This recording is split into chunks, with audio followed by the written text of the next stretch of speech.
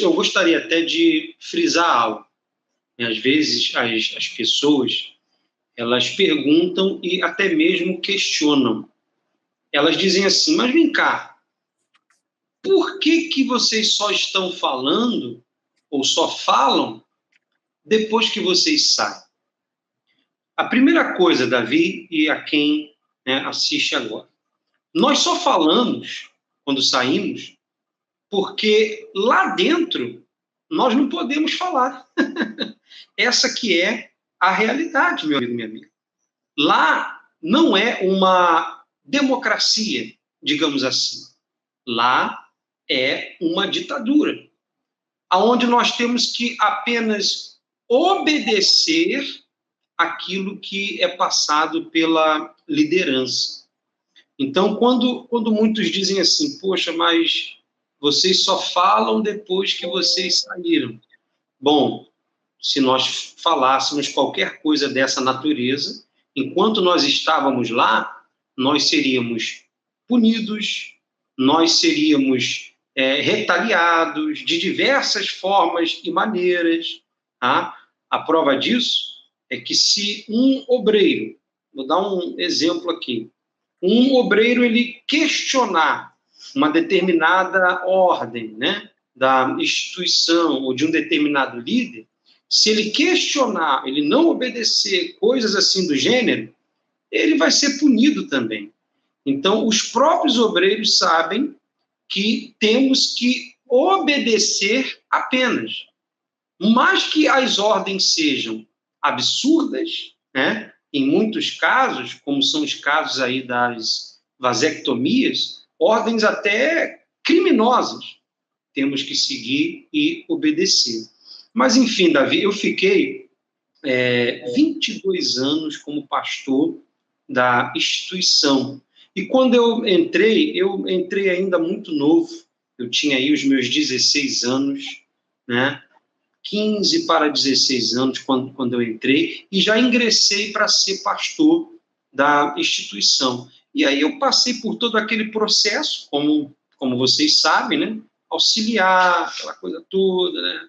Enfim, até chegar ali a pastor, enfim, e fiquei os 22 anos. Foram muitas experiências, tá? Muitas experiências que, de fato, faltaria aqui tempo para a gente falar tudo. Sim, deixa eu lhe perguntar aqui, meu irmão, como você está contando, realmente, as pessoas, às vezes, que estão assistindo a programação pela primeira vez, elas devem pensar assim, mas a pessoa, o jovem, você entrou muito jovem para ser pastor. Sim, sim. Então, as pessoas têm curiosidade para saber como que é como que ingressa um novo pastor, como que a Universal ela capta o jovem para ser pastor. Porque o que a Universal alega, principalmente em juízo, é que o jovem, quando ele entra, ele pode estudar, ele pode trabalhar. Na verdade, eu queria que você dissesse como que foi, você passou a ter o desejo de ser pastor e como é que foi a sua quando você entrou na instituição como pastor, você se tornou um auxiliar.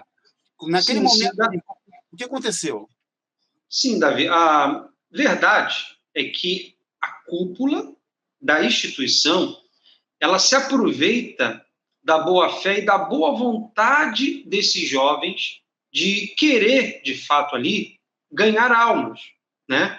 Ninguém entra assim, eu vou entrar para poder sair, ou eu vou entrar para fazer qualquer outra coisa. Não.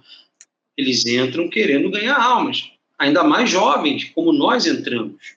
Porém, quando nós ingressamos, com o passar do tempo, nós, né, analisamos e vemos que fomos. Eu sei até que o que eu vou falar é algo até duro e forte, mas é real.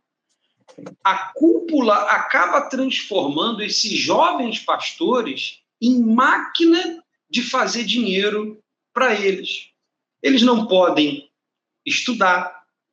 Tudo isso que lá em juízo, né, os advogados lá da instituição falam, inclusive levam algumas testemunhas, tudo isso não é uma realidade. Lá eles dizem que o jovem pastor pode estudar, ele pode trabalhar fora, ele tem férias anual, todo ano ele tem férias de 30 dias, ele não precisa ficar durante todo o período dentro lá da instituição, e é uma grande mentira, como nós sabemos, né?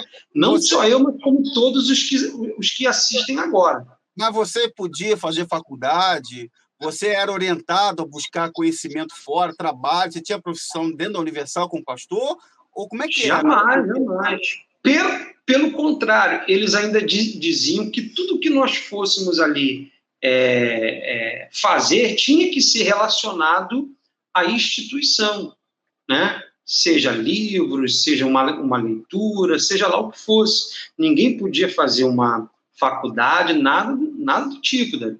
Você tinha que viver exclusivamente 100% ali para a instituição. Todos sabem disso. Se você for agora, nesse momento, lá numa instituição, né, lá na Universal, você vai encontrar lá um jovem pastor que está ali o dia inteiro.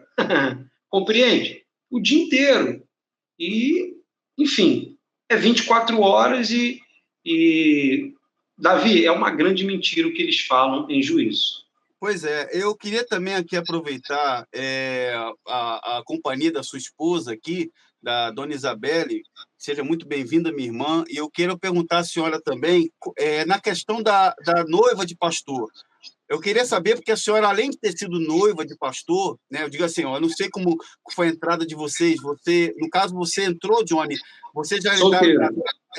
Entrou solteiro. Isso, passei por todo aquele processo. Eu demorei aí praticamente uns 6 anos, praticamente, para poder ter a liberação para casar com ela. Até nisso nós não podemos... Tem que ter autorização. Sim. Ué, como assim?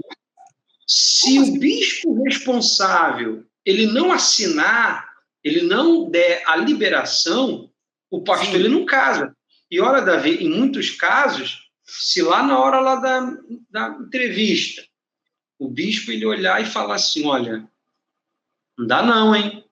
Eu não fui muito com a cara dela e coisa e tal, enfim. Se ele cismar, o pastor ele não casa não. Essa que é a realidade. Eu já vi muitos casos assim, pastores que tinham até já dado entrada no cartório, mas tiveram que desmanchar depois de ter até convidado toda a família, amigos, entendeu? Mas deixa eu te perguntar, eu lembro, meu irmão Johnny, eu lembro de um episódio que ocorreu comigo na época do bispo Clodomir Santos, que deve estar assistindo o vídeo. Clodomir Santos, um abraço para você nos Estados Unidos, tá? As denúncias vão continuar.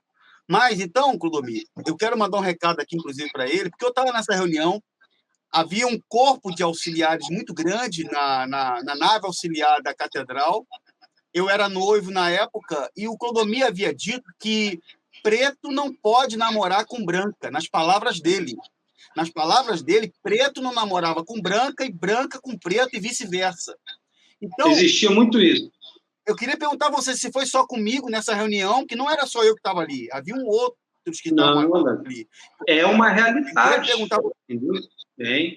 Eles diziam assim, não, é porque se nós formos mandar o casal para um determinado país, um determinado lugar, não venha ter ali nenhum tipo de problema naquele país, etc, etc. Mas nós sabemos que não era isso. Porque você veja, Davi, até os testemunhos que eram passados na televisão, muitos deles, né? Quantas vezes eu já recebi telefonemas assim, o pastor fulano, tem que trazer um testemunho aqui na catedral, tal hora, tem que ser uma pessoa branca e de boa aparência. Era assim, Davi. Tá? Isso só veio a mudar um pouco na época do João Leite. Mas a maioria, né, era tudo assim, existia sim uma distinção e uma diferença. Eu tive amigos que foram tolhidos, proibidos de casar, porque eles eram brancos e as suas noivas, né, eram ali negras, né, eram de cor, Isso aí é fato. Sim. Esse ponto que você tocou sobre ir para a casa regional, trabalhar na casa de alguém, sim, eu fui. Eu precisei ir para a casa do pastor, não foi bem um regional, foi o titular da igreja na época, né? E eu fui instruída a trabalhar na casa dele. E ali eu passava roupa, era como se fosse uma empregada, né? Era uma secretária. Um minutinho, por favor. Um minutinho, Dajane. A senhora, então, trabalhou como se fosse uma diarista, vamos dizer assim, né? Sim. Trabalhava lá, Sim. Uma empregada doméstica, trabalhou. Mas a senhora recebia por isso? A senhora recebia salário? Não. Na verdade, Davi, era uma triagem para o que eu ia viver quando me casasse. Porque a esposa do pastor, ela faz tudo isso. Ela é diarista, ela é contadora, ela trabalha em escritório, ela trabalha na parte burocrática, no escritório da igreja, ela faz tudo isso sem remuneração. Entende? Então, assim... Sim, por não. Digamos, de cabelo em pé. E foi onde eu percebi que eu tinha que sair dali. Eu tinha que me preparar de alguma maneira. Eu analisei e vi que eu não iria conseguir ficar ali por muito tempo. Qual situação que me deixou ali de cabelo em pé, digamos assim? Davi, lá na instituição, né, os pastores, eles sabem disso. Os pastores, algumas esposas sabem disso. Existe um esquema de propina para se assumir determinadas posições, como região, como determinadas igrejas que têm um valor financeiro mais elevado. E funcionava como? Né? O líder, isso sempre existiu. Sempre existiu.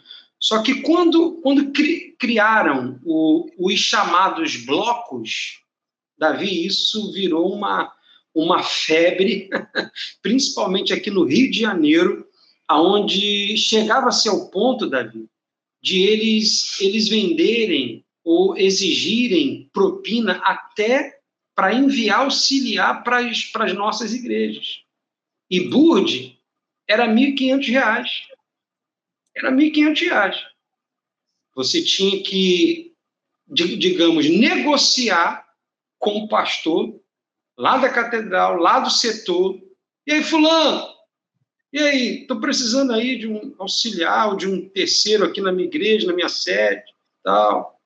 E aí tinha que existir aquela negociação. Jogador de futebol. Sabe, Davi? Jogador de futebol.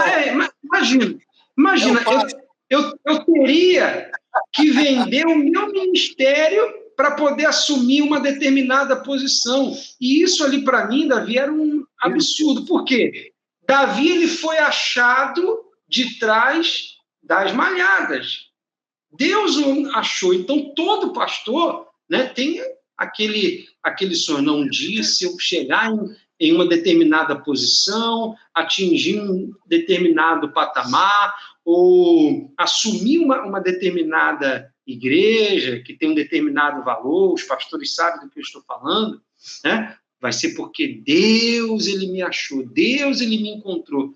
Mas, na verdade, Davi, infelizmente, tristemente, muitos casos eram à base da propina. Por isso que muitos pastores, até sinceros, eles não entendiam o porquê que eles, né, com o ministério ali, entre aspas, tão bom, né, eles não iam para determinados lugares, eles não assumiam determinadas igrejas, eles não tinham determinados contatos, né, e intimidade com a cúpula, e etc. Davi não era um caso isolado. Não era um caso onde nós podemos falar assim, não, mas isso aí é um erro humano. Não. Existia isso espalhadamente com os líderes de bloco e existia também com o líder do Estado. Isso aí era fato. Eu posso até falar sobre uma experiência minha, né? A última que eu passei nesse sentido, né?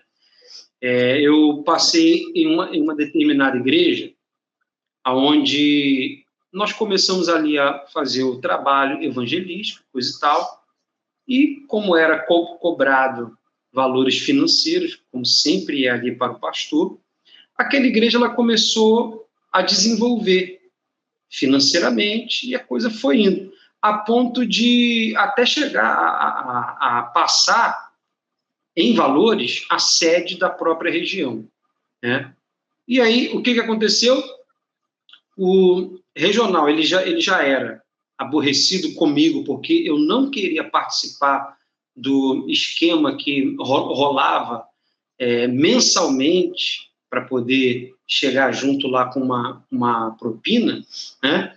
Ele me chamou e disse, olha, você está passando aqui a minha sede e você sabe que, poxa, todo mês eu tenho que chegar lá no bispo tal, eu não vou aqui citar nomes, né?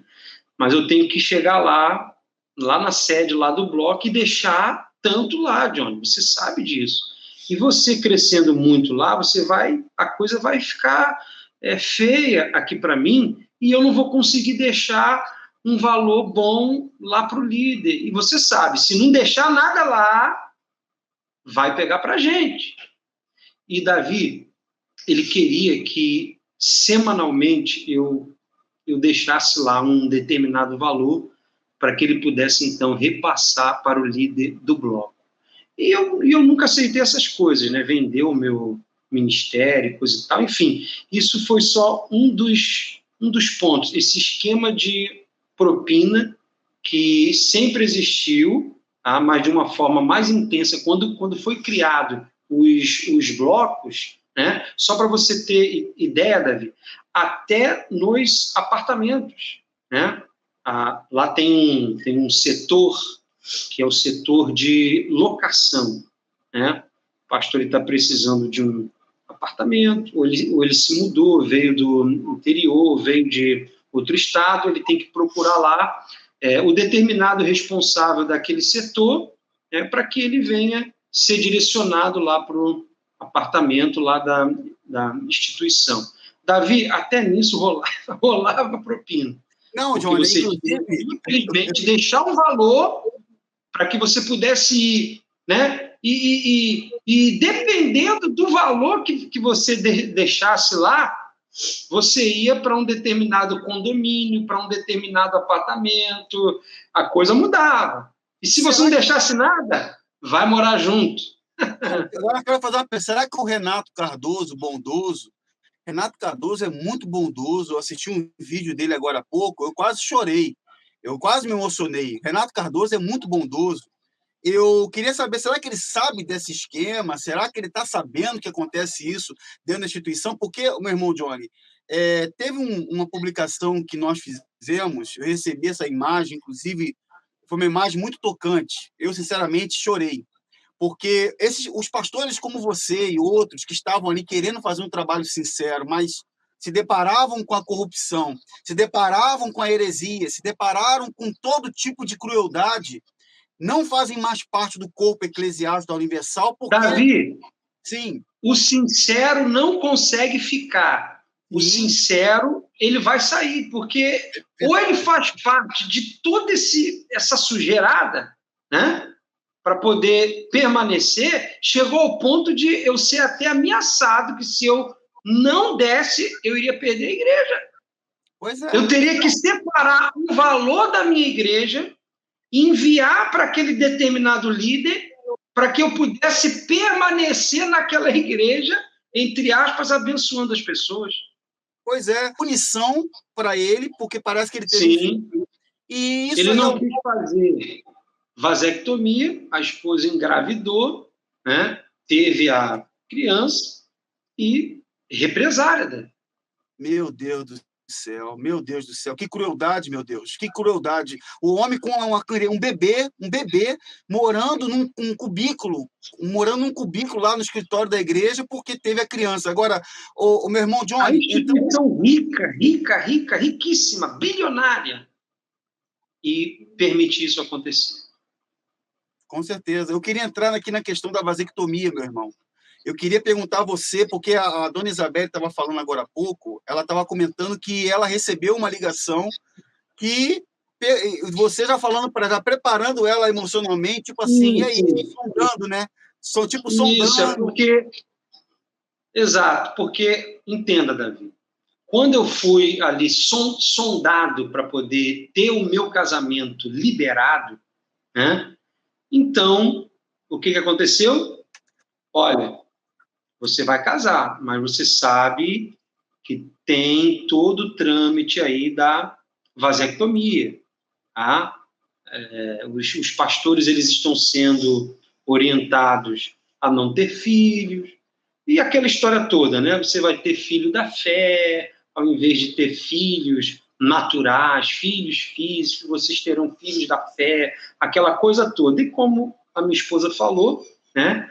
A gente tinha que se encaixar, que se enquadrar para que tivéssemos, então, o nosso casamento liberado. Então, pouco antes de nós irmos lá na entrevista, né, e até tempos atrás, eu vinha trabalhando isso dentro dela.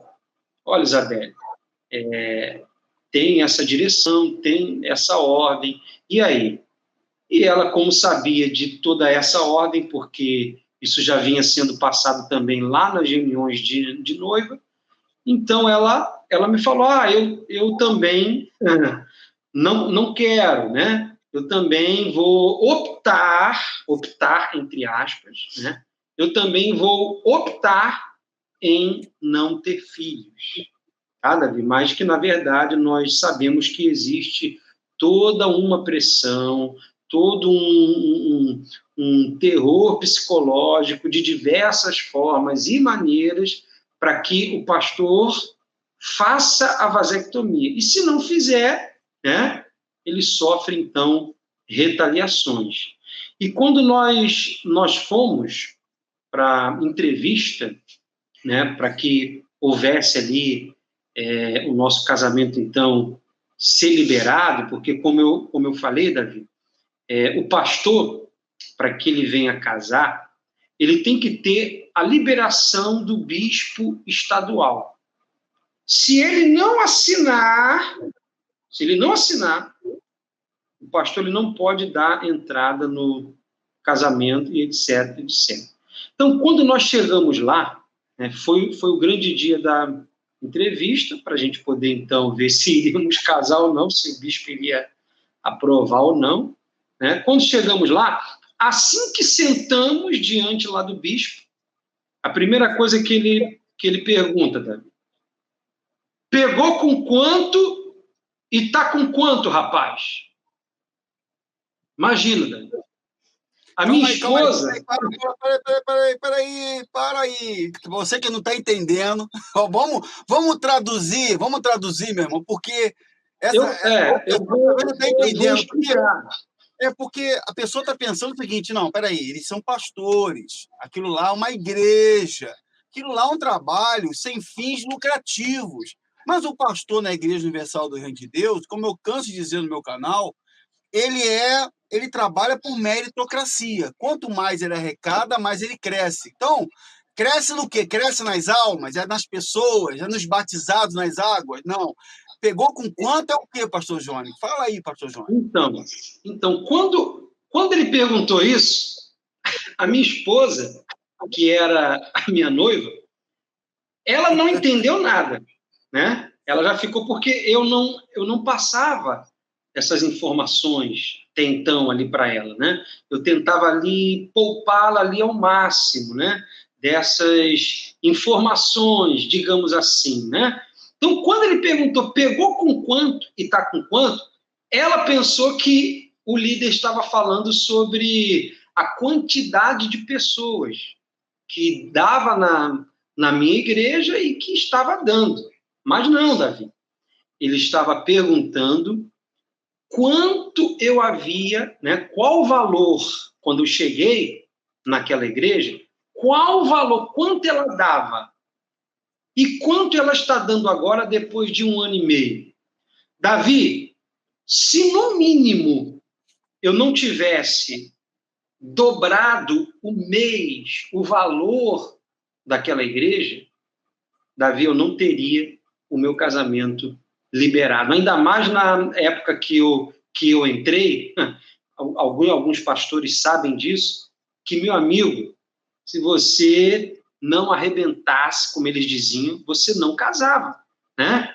Quando eles diziam assim, tem até vídeos aí espalhados pela internet, se não arrebentar, você não vai casar.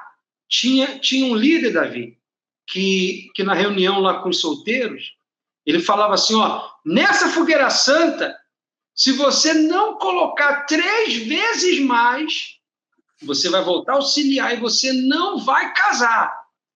Então, Davi, tristemente, infelizmente, mas é uma realidade. Ele não estava me perguntando. E essa igreja, lá tinha um obreiro, e esse obreiro, ele sempre assistia às minhas reuniões, a gente batia sempre um papo e tal, até que veio uma campanha de fogueira santa. Davi, eu passei por uma experiência ali, que essa campanha, quando ela veio, esse obreiro, ele tinha uma enfermidade, onde ele tinha que fazer a hemodiálise. Era um bom obreiro, excelente, homem de Deus, tá? Mas ele tinha que fazer a hemodiálise. E, inclusive, a veia dele, né, ficava até alta devido a esses procedimentos que ele fazia. E veio a campanha. Esse obreiro precisava de um transplante de rins para que ele pudesse, então, ficar livre, né, de ter que fazer ali aquela hemodiálise quase que, entendeu, semanalmente, e volta e meia ele passava mal. Veio a fogueira santa. Pregamos lá a campanha. Quando eu acabo o culto, Davi, esse obreiro vem, ele me procura, e ele diz assim, pastor, eu consegui uma maneira de fazer o transplante. Tem um órgão lá para mim, eu consegui uma forma de fazer esse transplante, mas eu quero ir para o altar. Olha só, Davi. Porque ele precisava pegar um determinado valor financeiro, até considerável, e, sabe, fazer todo o tratamento, pagar aquele procedimento e coisa e tal, para que ele pudesse fazer aquele transplante e ficar livre daquela hemodiálise. E ele fala, mas eu quero ir para o altar, pastor, eu quero ir para o altar. E, Davi, eu já tinha a minha mente ali já bem trabalhada, e eu chamei ele, né, até corri risco de o líder, né, ele me chamar a atenção ou me punir. Eu chamei aquele obreiro e falei, mas rapaz, você tem esposa, você precisa fazer esse transplante, cara. Pensa bem no que você quer fazer. Não, pastor, eu quero fazer coisa e tal. Aí eu falei assim, Davi, eu não queria que ele fizesse. Isso aí é fato. Mas como lá, né, se eu abrisse isso claramente, eu poderia ser punido. O que eu fiz? Eu falei, olha, o obreiro fulano, deixa eu falar aqui com um pastor tal, que era o líder, né? E ele vai te dar uma posição melhor e coisa e tal. Davi, fui lá, passei lá para o líder, né? Até porque eu não era o responsável daquela igreja ali do Flamengo, eu só auxiliava aquele líder, né? Então, passei tudo ali para o líder, o que o obreiro queria fazer, ainda expliquei, olha, ele tem que fazer um transplante, coisa e tal. Davi, o líder chama ele lá, chama ele lá. Virou para ele e disse assim, vai para o altar, rapaz, com toda a tua força, e coisa e tal. Davi, tempos depois, quando chegou a época de entrega daquele envelope, ele me procurou, entregou um montante e a chave do carro, acho que na época era um Kia Soul, acho que era um lançamento, e ele entregou. Fui lá, dei lá pro regional, e como você sabe, né, ele todo feliz, arrebentou! Ele dentro do escritório, arrebentou! Aí eu saí daquele escritório, Davi, pensando assim, meu Deus, toma conta desse obreiro. Davi, tempos depois, esse obreiro, por não ter feito esse transplante, ele morreu. A questão da vasectomia é uma coisa tão cruel. O fato do pastor, talvez na hora, ser aquela motivação, não, você não vai ter filho para a fé, filho da fé, mas ficam marcas. Sim, Davi, é o que eles colocam na cabeça do jovem pastor. Olha, você vai ter filhos na fé, abra mão dos seus filhos naturais para que você possa ter filhos na fé. Só que, na verdade, Davi, nós sabemos que a visão não era essa, a visão da cúpula. A visão da cúpula era economia. Pastor que não tem filhos, né, menos despesa. Né? E fora nas questões de transferências desse pastor, né, teria uma facilidade maior. Mas, enfim, quando a nossa experiência com a vasectomia, ela foi a seguinte, Davi, e agora eu até gostaria de dar um alerta até aos pais, né? Você que tem filho, pastor, filha, que é esposa de pastor, ou está para ingressar como esposa de pastor nessa instituição, fique bem ligado, analise bem, marque em cima. Por que eu digo isso, Davi? Porque a instituição, ela diz assim para os jovens pastores, olha, você vai fazer a vasectomia, então, olha, não conte para os seus familiares. Essa foi a experiência que eu tive. Olha, só fale depois, muito depois. Não conte antes, mas por quê? Porque eles podem reclamar, eles não vão entender a sua fé. Eles não vão entender a nossa fé e vão querer embargar e coisa e tal. Eles sabiam que se o jovem pastor procurasse os seus familiares, né, e dissesse assim, olha, eu vou fazer uma cirurgia de vasectomia e nunca mais eu vou ter filho.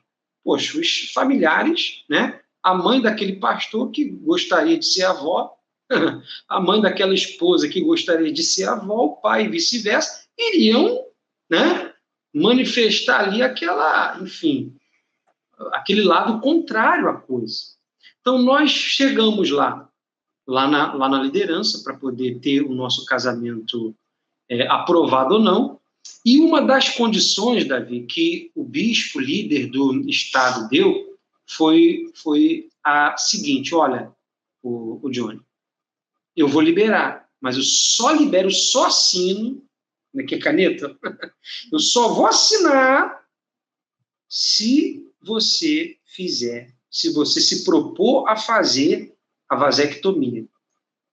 E naquele momento eu lembro que naquela mesa ali, diante ali do bispo, eu até cheguei a dar uma respirada.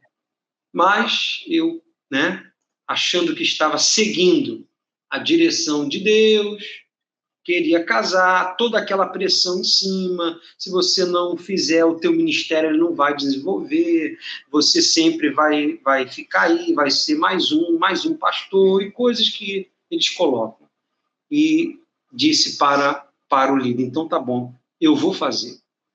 Eu saí dali, Davi, com o meu casamento liberado, mas com o meu sonho de ser pai tirado de mim. tá? E quando eu casei, fui para a lua de mel. Uma semana depois, né? Que a minha lua de mel praticamente foi uma lua de mel de 2 dias, né? Nós não tivemos, a gente casou e foi para a igreja. Aí depois tivemos lá uns dias, foi uns 2 dias. Quando eu voltei, Davi, já estava lá toda a papelada, né? E a clínica clandestina, eu digo clandestina porque para que o homem faça uma cirurgia como essa, ele tem que ter aí no mínimo 25 anos e 2 filhos. 2 filhos. Isso nunca foi respeitado pela cúpula da instituição. Eles não respeitam isso, esse processo de pastor tem que ter 2 filhos e tem que passar por todo um processo psicológico e tem que ser avisado ao Ministério Público. Nada disso, nada disso, nada. Por isso que as cirurgias de vasectomia nos pastores, elas são feitas clandestinamente. Clandestinamente. Porque, Davi, é ilegal, é contra a lei. Você vê toda essa repercussão lá de Angola.